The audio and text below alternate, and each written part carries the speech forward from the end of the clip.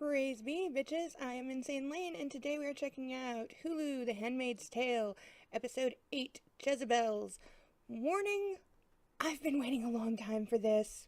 Ranting can occur at any time, so be prepared. And for now, let's break it down. We open with June and Nick together again. She's coming to terms with the fact that Luke is alive, and what does that mean to her? She has a few insight-type thoughts. Whether they're accurate or not, I leave to you. I disagree more than I agree, I think. But what it comes down to is this. I'm here because it feels good.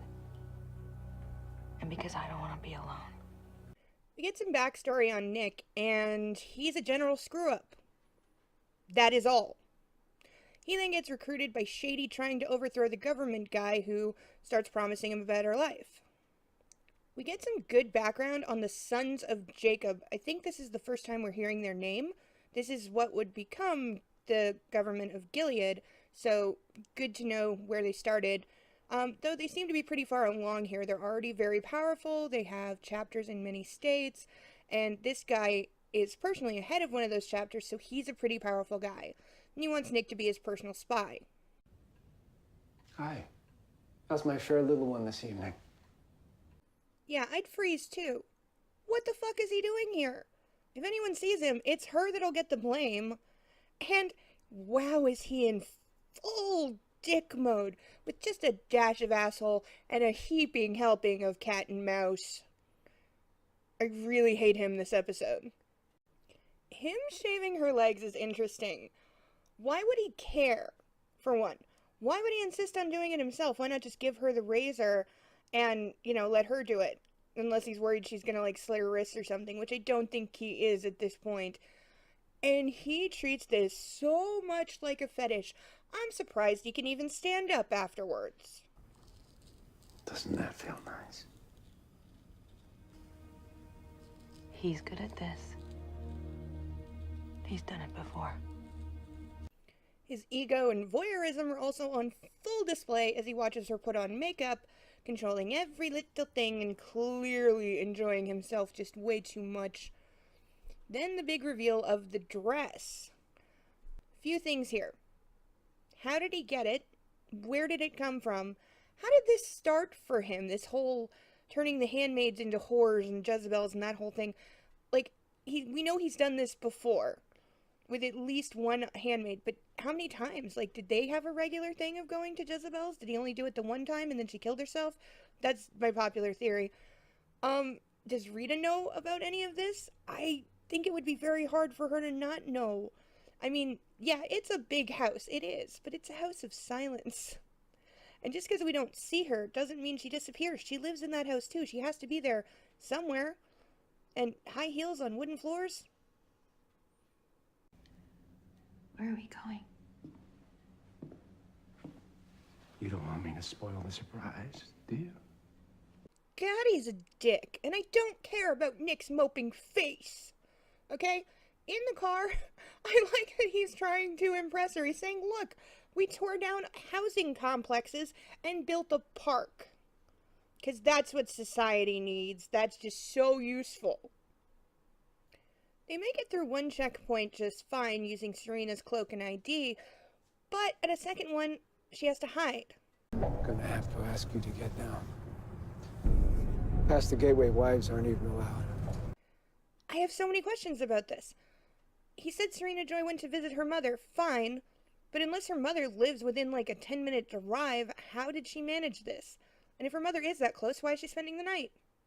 Moving on, the commander is really showing off how insensitive he is when he says he wants to be told how much she's enjoying herself.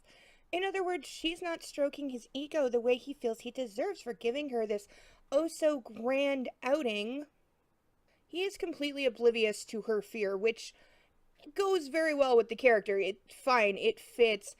But I mean, she's the one who's likely to be shot here if they're discovered. He should kind of know that and maybe keep that in mind as to why she would be acting a little off. Also, she's been told all these places, all these things, women like this, they don't exist anymore because it's not good for society. And she thought he upheld all that shit. So now she gets to see him for what a hypocrite he is, and that the whole system is just complete bullshit, and all that she suffers for it is bullshit. I'd be a little stunned too. This scene is oh so important, so let's listen closely here. It's not rocket science. All remaining fertile women should be collected and impregnated. By those of superior status, of course. Talking about concubines. I don't care what you want to call it. Okay, where to even start? Let's start with Price, the religious one. He wants all the window dressing and everything to be very godly. Okay, fine. The other guy in the car is the practical one. It's all a numbers game to him. It's breeding stock and nothing more. Okay. And then we have our commander. He's like the middle child here. He's the one who's got to play peacekeeper and make these two work together and get it done. And if I wasn't already wishing that their car would blow up, this line really does it. The wives would never accept it. That's a non-issue. And I have a new contender for Dick of the Episode. The self-awareness here is really something. These men know the evils that they propose, and they mean to go forward with it. I get a good read on why two of them are in this car. Price is a religious guy, okay? He believes that the infertility is the wrath of God, and therefore, if we all become more godly, blah, blah, blah, blah, blah, fine. Guthrie, as the other one is called, and I may be confusing their names, and I may continue to do so, is all about power and control. He doesn't give a damn about the religious stuff. It's a practical matter for him. It's survival, and how do I make the best life for myself and screw over anyone else that I have to. This leaves our commander as a serious question. Why is he here? How did he get in touch with these people? How did he come to be high enough up that he is sitting in this car having this conversation, making these decisions? I do like that he's the one who says it's about marketing. It's about optics. How do we sell this idea? This is what we need to do practically for survival. But we need to wrap it up in the religious packaging and sell it to the people somehow, or we're going to have mass riots and civil war that'll never stop. Now, they did have some riots and some protesting, and they are still at a civil war. Hello, kitty. And so I'm not sure how well the marketing aspect seems to have worked, but it worked well enough because they are in power, and what they said here is happening. So maybe he was more important than I think, but we haven't seen him be important yet, which is a little off for me. You know, he's the guy who doesn't feel like he belongs there.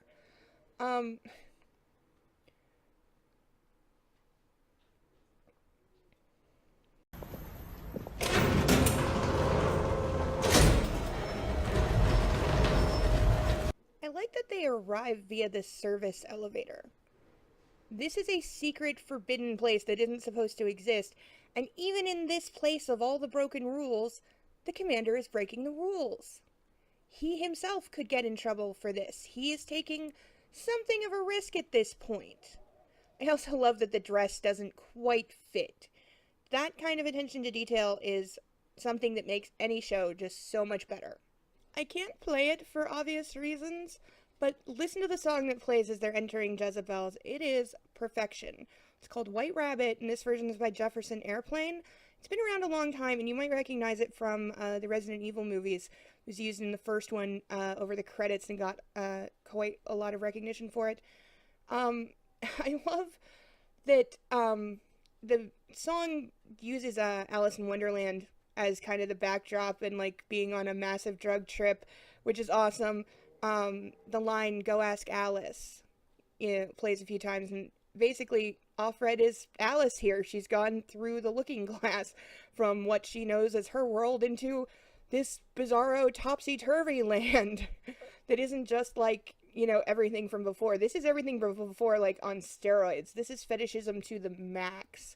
This is depravity to the max. This is everything that is not supposed to exist.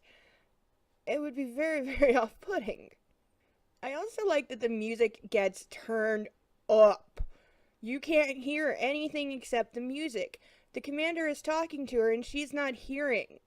I love that because it's so real. She's so blown away and just, what is this place and these clothes and there's booze and what the fuck, that she's not even like processing what he's saying. It's just, oh, the whole scene, the whole entrance is just, the reveal of the place is just awesome. They did not disappoint, and I'm so glad. Gilead is all about purity and devotion to God, sexual repression and removing sin. This place is a sin palace. It is oozing in it. One look around the room, you have voyeurism, lust, fetishism, drugs, alcohol, fornication, about a dozen kinds of fetishism. I don't see any Bibles in this room. Hell, I don't even see a hooker dressed as a nun.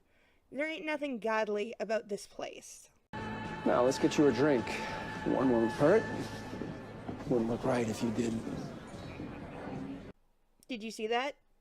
Watch it again. As they walk up to the bar, look at the top right of the screen. What football game is that? Where in Gilead is there football? Is this satellite from another country? I don't think so, for oh so many reasons. Is it a tape of an old game? Maybe, but why bother? Is it just plain a mistake? Probably. I'm guessing the game was on wherever they filmed this and just nobody noticed. All women who couldn't assimilate. That one there, she's a sociology professor, or she was. We've got lawyers, a CEO, a few journalists. I'm told you can have quite a good conversation with some of them if why you feel like is talking.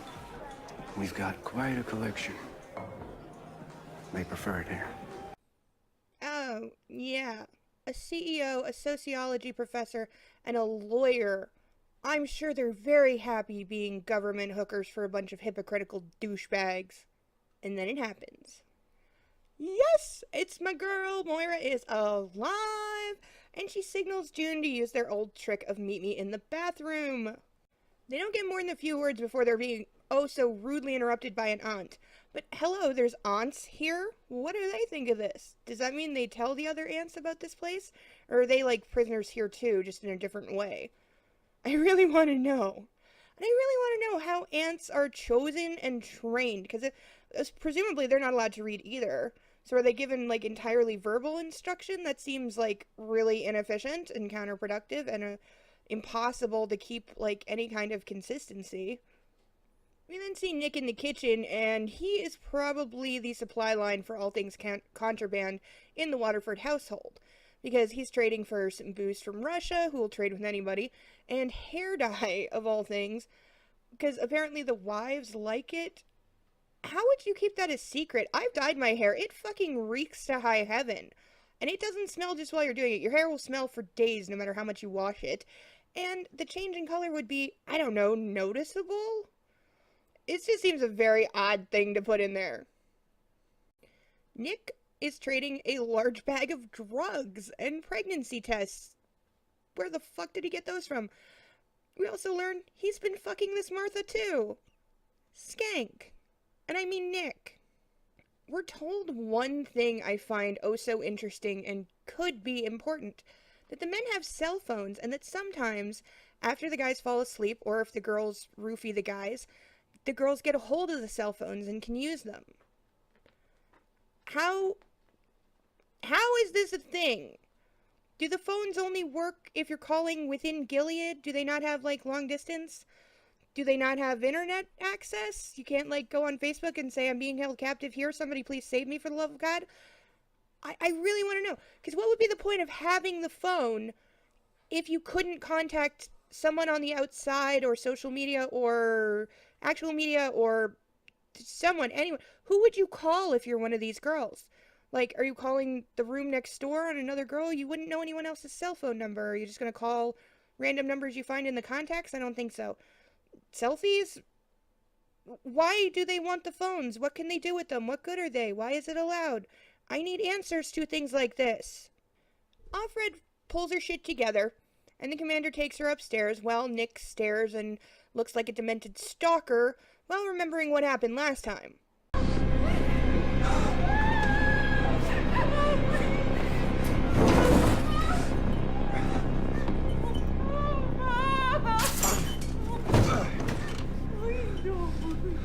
As I've said, I highly suspect that she did this after being taken to Jezebels for the first time, that seeing the hypocrisy of it and the pointlessness of what she was suffering broke her and she hung herself. and Nick is worried June will do the same. Everyone's reactions to her death is very, very telling. Nick feels responsible. To Rita, it's a tragedy. To Serena Joy, it's an inconvenience. And to the commander, I'm not so sure. Of everyone there, he should feel the most responsible and guilty, and yet he clearly does not because he's still playing the same games. What do you think of our little club? Now we get a scene that's apparently very true to life. Many high-class escorts and paid companions have said that 9 times out of 10, what men really want is a therapist. They want someone to listen to them. Tonight it's all about the other commanders. Who's scheming, who's plotting, who can he trust, who can he not trust, who's an idiot. He also mentions purges in other districts, but that's all we get on that, so I'm not really... That could mean a lot of things, so I'm really not sure what he means by that. But he does say that he feels like he's a target, like other people within the administration might be plotting to take him down to gain more power for themselves, implying that he is a lot more powerful than I initially thought. And it seems that internal power struggles are the way of it here, backstabbing and, moving up by taking someone else down. It's all very Roman Colosseum. And the commander is in full bitch mode again, so it's a good thing June is here to listen to him bitch. You do understand me, don't you? Yeah, have another glass of bourbon, buddy. And then he's back to wanting to be praised about how great the club is and how great he is for bringing her here. And then he slithers around her like a very rapey snake and slowly takes off the dress and rapes her in the hotel room. I guess he thinks the change of scenery makes it not rape. He really needs to use one of those dictionaries in his office. Afterwards, she sneaks out and goes to find Moira. And again, I love the walk down the hall. It's so perfect.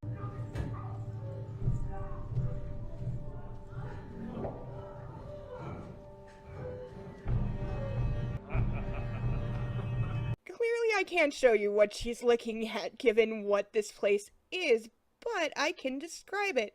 And what she is shocked to see is 2 women in costumes, one dressed as a handmaid, one as a wife, and they're in positions like the ceremony, only the handmaid is making out with the wife on her knees while a guy is doing her from behind doggy style, and 3 other guys are in chairs watching. It's really, really sick on any level. She finds Moira and we get to hear what happened to her. After they finished their questions, they gave me a choice, the colonies or Jezebels. There's a few good years before your pussy wears out. All the booze and drugs you want, food's good. June's face is so sad here. Her friend, this ideal, this heroine of freedom and rebellion that she's held in her mind all this time. She finds her now, and she's broken. She's given up. Even hearing that Luke got out, that he is out there and alive, changes nothing for her. She puts it very simply. He's out there, and we're in here. And that's it. We then flash back to Nick's early days where he's reporting on Guthrie, one of the guys from the car. He's been sleeping with his handmaid, which seems to be pretty common because of the 4 commanders that have names, 3 of them are screwing their handmaids. Maybe they should do something about that. But he's also been laundering money, which is probably the real reason he's getting in trouble. And it seems that makes Price either the head guy or near to it. He's very, very powerful, is what I'm saying. This is apparently just after the first handmaid has killed herself, so not that long ago. And though Price seems to know all about Waterford's crimes and that he was sleeping with the handmaid too, he's not doing anything about it. Why not? Again, the other guy was sleeping with the handmaid and money laundering. He's being arrested for the money laundering. Or embezzlement, I think is what I mean. He's stealing, is my point. But he's getting in trouble for the money, not the sex. And yet, the way Price talks, he's clearly a zealot and devoted believer of his own hype bullshit and brand of Bible thumping. I mean, he says we're going to clean up Gilead, and yet he's leaving Waterford alone. He is undeniably the most dangerous of the villains here. You're back. Yes. So, how is she? The same. How were things here? Oh, lonely. Then we have Nick and June in the kitchen where Nick actually has the balls to be angry at her about last night when he knows goddamn well. You know I had to go with him last night, right? You know I didn't have a choice. I don't have any choice. He then shows even more of why I don't like him by refusing to speak and just glaring at her like a little schoolboy. She responds with a whole lot of nonsense that I really don't care about and shows how reckless she is getting, perhaps even suicidal, because after all, there are so many ways to get killed in Gilead. Now this is something. I had it in my bedroom growing up as a child. I thought you might like it. There's a key.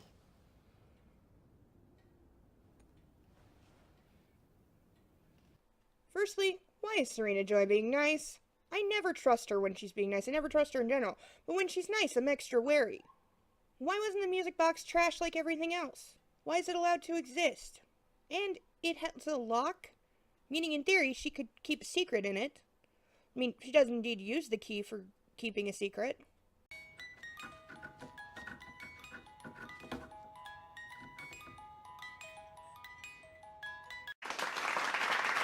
Made me laugh?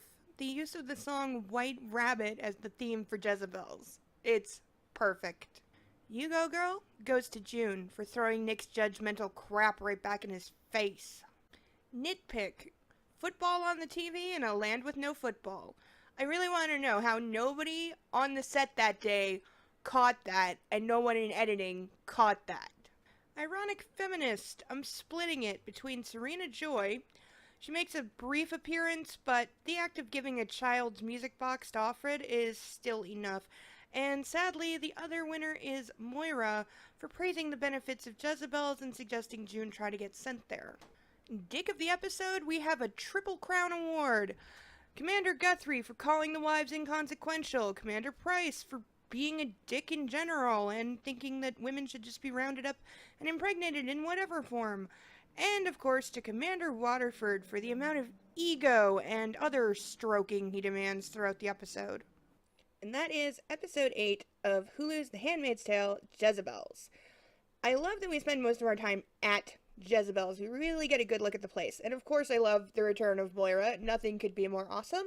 We get more of her in the last 2 episodes, and sadly, yeah, there's only 2 episodes left, so I'm going to make the most of them. I'm going to have all the fun and do all the ranting and bitching that I want, so look forward to that coming up soon. But for now, that is my review of episode 8, Jezebels. Blessed be bitches. Bye bye.